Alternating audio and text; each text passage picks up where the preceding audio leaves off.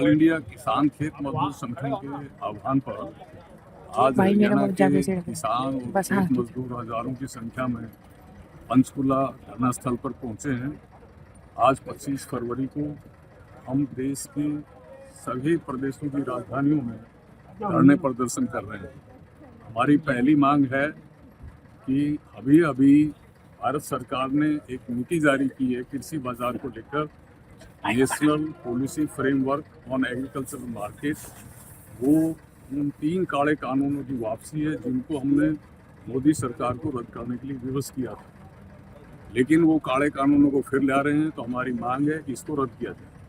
हम हरियाणा के मुख्यमंत्री को यहाँ ज्ञापन देंगे और उनसे मांग करेंगे कि विधानसभा में एक प्रस्ताव पास किया जाए और वो प्रस्ताव पास करके प्रधानमंत्री को भेजा जाए।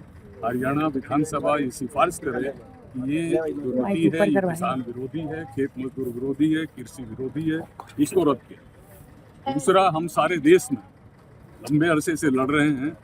दिल्ली बॉर्डरों के बाद, घर वापसी के बाद हम लड़ रहे हैं कि हमारे जो फसल है वो सभी फसल की जो लागत लगती है, लागत से 1.5 गुना हमारी फसल खरीदी जाए और उसके लिए कानून बनाया जाए।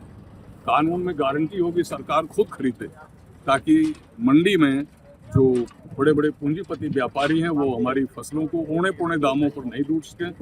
तो ये हमारी दूसरी मांग है।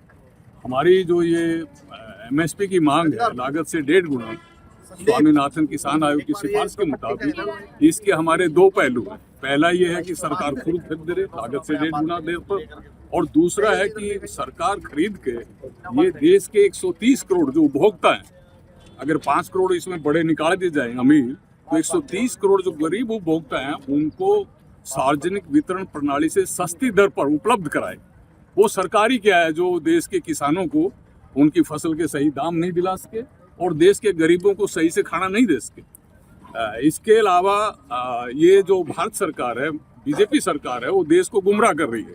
कभी तो हरियाणा के मुख्यमंत्री कहते हैं कि हमने 24 फसल दे कि हम MSP दे रहे हैं। हरियाणा वो 24 फसल होती ही नहीं है, MSP किसको देंगे आप? यहाँ भावांतर स्कीम ले आए थे, उसको भी नहीं दिया। तो ये गुमराह करते हैं। दूसरा, कहते हैं कभी कभी कि ये हमारे पास पैसा नहीं है। पिछले जब से मोदी सरकार आई है, बड़े पूंजीपतियों को टैक्सों में छूट दी है और सरकारी बैंकों के लोन कई लाख करोड़ रुपया 50 लाख करोड़ रुपया सरकारी बैंकों के लोन माफ किए गए। तो वो उनको जब की दिए हैं तो हमारी MSP क्यों नहीं दे सकते? इसके लिए ज्यादा एक साल में 2 लाख करोड़ रुपया लगता है। किसी तरह की बातचीत की उम्मीद है? बातचीत हम लंबे अरसे से मांग कर रहे हैं, लेकिन सरकार बातचीत नहीं कर रही। तो अगर आज पुलिस द्वारा आपको रोका जाता है तो?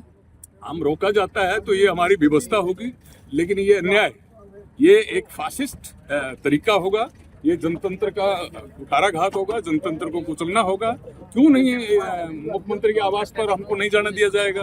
क्यों नहीं हमको विधानसभा में जाने दिया जाएगा? ये चंडीगढ़ किसकी है? दिल्ली किसकी है? देश के किसान मजदूरों ने संघर्ष करके देश से आजादी ली थी अंग्रेज से। किस लिए ली थी? कि आजाद हो, अपनी बात कह सके। हम तो बात करने के लिए जा रहे हैं।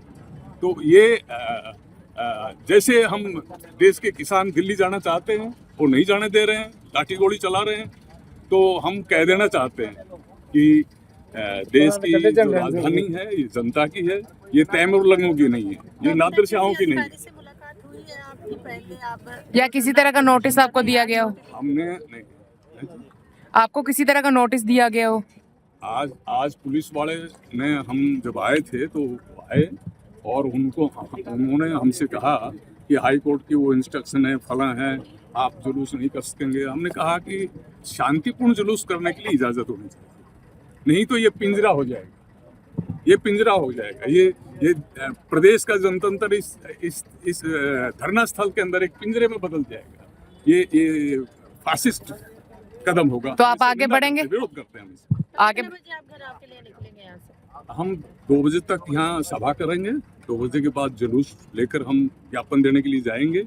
तब तक ये कार्यक्रम